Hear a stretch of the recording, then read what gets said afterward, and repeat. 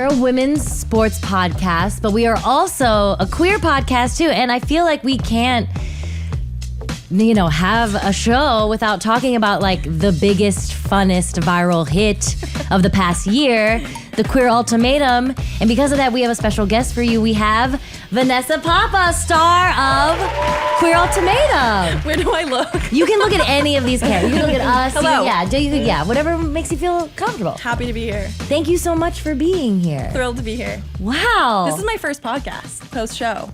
Really? I have not wanted to do a podcast because you guys are very nice and you're low pressure and you're not dramatic and I like your vibe. Wait, that's so kind. Yeah. Let me cut some Yeah. Let's change that. Wait a minute. Paige, we gotta be way more cutthroat. It's been a couple months now. Yeah. Like, do you feel like the reception has shifted over time? Like, when the show first dropped, what was it like for you? Hell. Yeah. I mean, absolutely. It's like you live through this experience and you live 100% of it for yourself. And then what shows up on TV is 8 hours worth of 2 months of filming. So you don't know what's going to show up. So the show came out and it was just like, I would say clearly edited to paint me in a bad light. Yeah. And then everyone was like, oh, this is who this girl is. And it's so not who I am. So it was hard to go through that. But I just had to keep in mind, like, it is reality TV. People who like understand what happens behind the scenes and stuff will get it. And the people who don't get it, who just like are obsessed with reality TV and think that is truly reality, like, those aren't my people anyway. I mean, the editing is magic because I feel like after we shoot these, I'm like, wow, I look way smarter and on top of it after it's been edited. So I get it. Like, It can change the perception of like what you come across as to an audience. Yeah, for sure. They villainized you pretty quick, but I knew when she pulled out those letters, I was like, this is a thoughtful person. Yes. The thing is, like, I had so many deep conversations with not just a partner I came in with, but my trial marriage partner and people I was going on dates with. And, like, you don't see any of it because that's not the version of me they wanted to see. It was messed up. But you can, I think there are positive things that are seen of you in the show because you're very honest and own up to like everything that happened. Yeah. Unlike Yoli over there. Like, if I were a producer, Yoli would have been like highlighted as well. She said she's in love with two people. I know. But she was like lying. Like it didn't come out until later So when she was like intense. caught in a lie that she was like, oh, I guess that it did happen. Yeah. Anyway, I'm on your side. Thank you. Are you still in touch with the other folks that were on the show?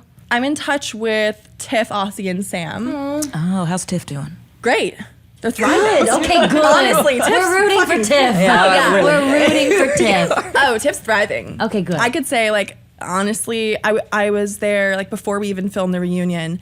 Tiff and I had connected after the show. We weren't really friends on the show, but then we connected after.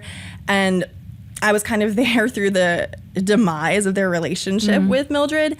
And, Tiff thrived so quickly after that relationship ended. And that was even before the reunion. So I just, like, hate that the reunion even had to happen because it was, like, in such a volatile situation, you do not want to typically be back in a room with your ex, but Tiff was willing to do it. So I was like, more power to them. But they're thriving. So you don't have to worry about them. We've seen that you've been to a couple of Pride events. Yes. You went with Tiff? Yeah. In Denver? Yes. Oh my God. How was that? Crazy. Yeah. It was crazy. I mean, it's like such a weird thing because someone told me we are currently celesbians. Oh, yeah. Yeah, for sure. Celebrity lesbians at the Yeah. moment.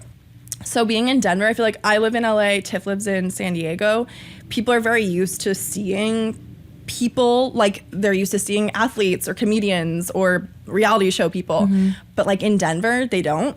So Were they freaking out? oh my God, yes. And then I think like I'm kind of like, I don't get recognized as much, but Tiff does. But then me and Tiff together, it was like a beacon. They were like, like the Ultimatum people. And it was crazy.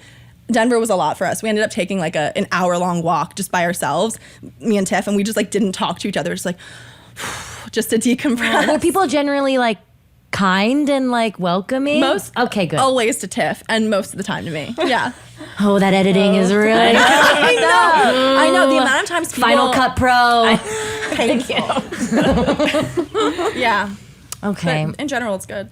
Did you play any sports growing up? Oh, kinda. Somehow I ended up being a synchronized swimmer. What? What? Okay, that. I don't know how that happened. I think I went to go take like swimming lessons because my mom was like, you can't die in the ocean this summer. And I was like, I'll take swimming lessons so I can go in the ocean. And then they were like, who wants to do synchronized swimming? 12-year-old me was like, and so I did it for a few years. So that was my first entry into my sports. gosh. And that was chaotic. Like, that's insane. Like, we would wake up at 5 a.m. and they'd basically like drown you. They'd be like, you need to learn to drown so that you'd be okay during the routines. So I was like, I don't know about this. Kind of quit after, not kind of quit, I quit after like 2 years. Then in high school, I did volleyball, cheerleading, and swimming. I didn't want to do swimming because you had to wake up at 5 a.m. Yeah. before school. Yeah. And then you had a shower, right? Yeah. You smell like chlorine for the full day. Yeah. Yeah. Yeah, I couldn't do that. But So you've I got, picked like- the muddy soccer sport. Unbelievable core strength, right? From synchronized swimming. I don't know if it's still lingering there, but I maybe. feel like that never goes away.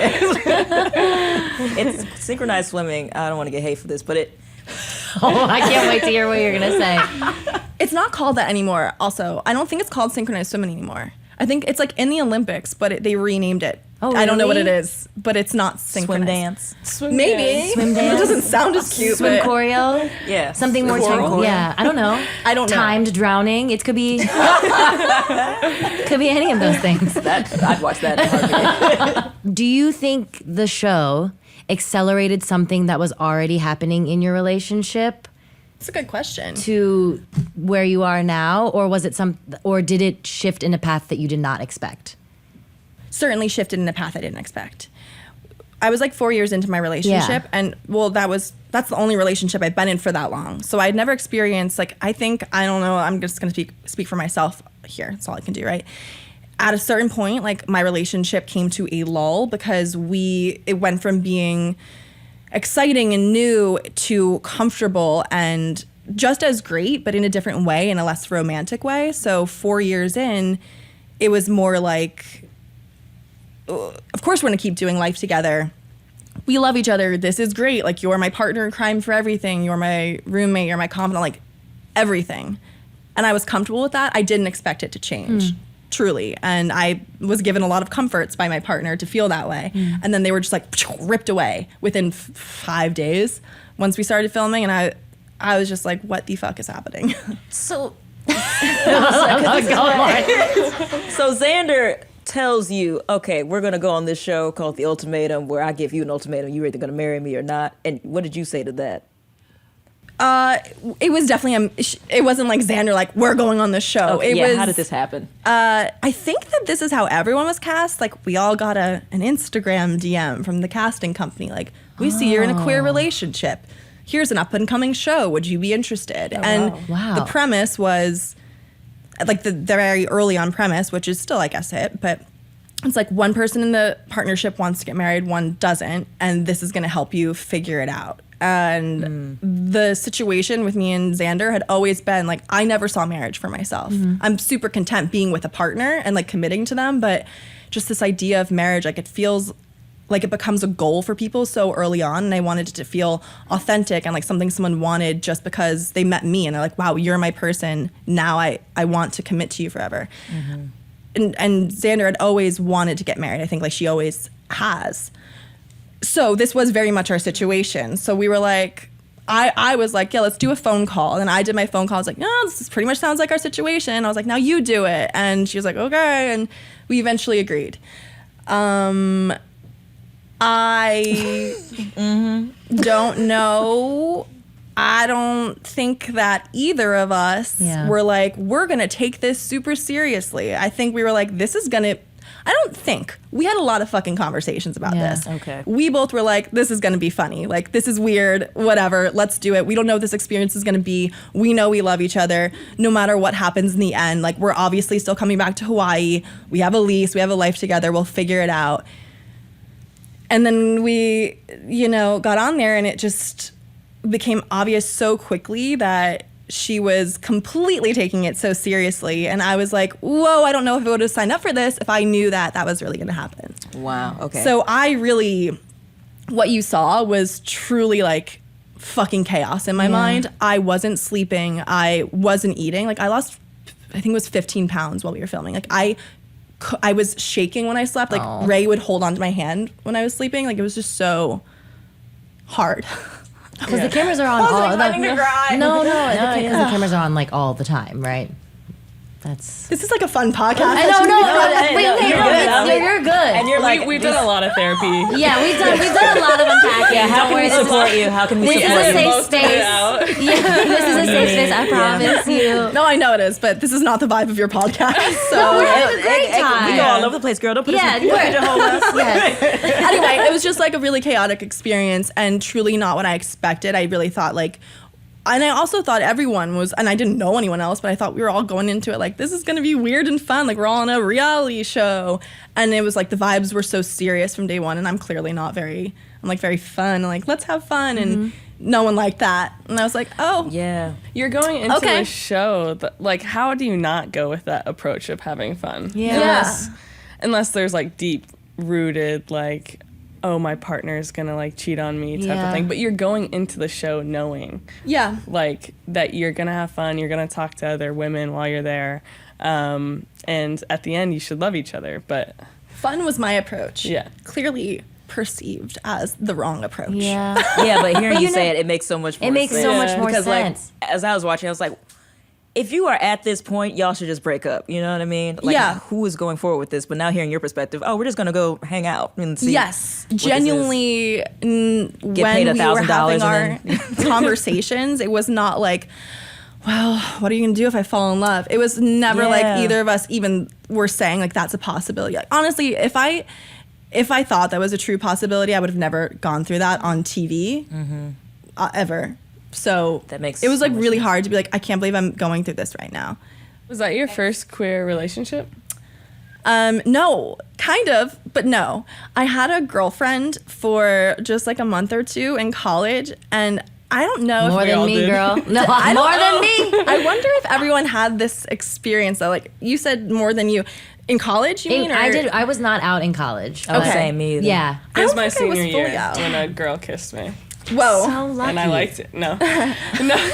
my experience in that relationship, I think I feel guilty for because she's great. We're still friends now, but I think she was so like open. She was out as a lesbian. She was like ready to, be in a real relationship. And I was still like half closeted. Like my mom knew, my sister kind of knew, and no one else knew. And like some of my close friends did. And then I met the literal like first single lesbian I ever met. And I was like, I'm going to date you. And then we dated, but like she was never a good match for me. But I had no concept of that back then. And I think I really broke her heart. And like she told me this a few months ago. She's like, I've had 2 big heartbreaks and you were one of them. And it's like from a 1 or 2 month relationship because The I had impact no you idea what I was Girl, doing. the impact you have. I I know. know. So I feel guilty for that. And I like, did you guys have an experience like that where I you had think the same you, exact. yes?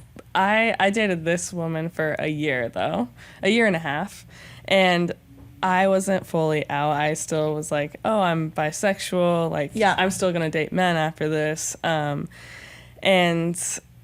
And yeah, like I told my family, and they were kind of not helping the cause. They were like, oh, she's taking advantage of you. You're going through a lot right now, and you basically need her love, but you don't want it, blah, blah, blah. They were like trying to like say something. And then I was Yeah. like, oh, maybe you're right. Maybe I am still straight and this is like a phase. So much self-doubt. And I really loved her. I really did. And definitely broke her heart as well. And it's sad. But Yeah. I think everyone has I kind think of an everyone experience of learning who you are in a relationship. to. Yeah. Yeah. Gotta break some I've hearts. never broken anyone's heart, but I doubt that. I don't know. no, I did the thing too. I was like, first single like it's such a cliche, but like literally the first other out lesbian that I met when I moved to Chicago, I dated her for a year and a half. And I hate that that's the cliche that I was like, a lesbian, that's my girlfriend. Like that's exactly what happened. And it was for a year and a half, and like we weren't a good match, and like we learned from it. And she broke up with me. She broke my heart. But like it was totally like you needed it because you need to learn. Yeah. Well, thank you so much. Thank you, This has been guys. fun. Thank you. Thanks is so for fun. chatting. And we're making going me to keep cry. up with your life. Please Sorry. do. We're rooting for you. Yeah, Thank we are. you. We are. Thanks, guys.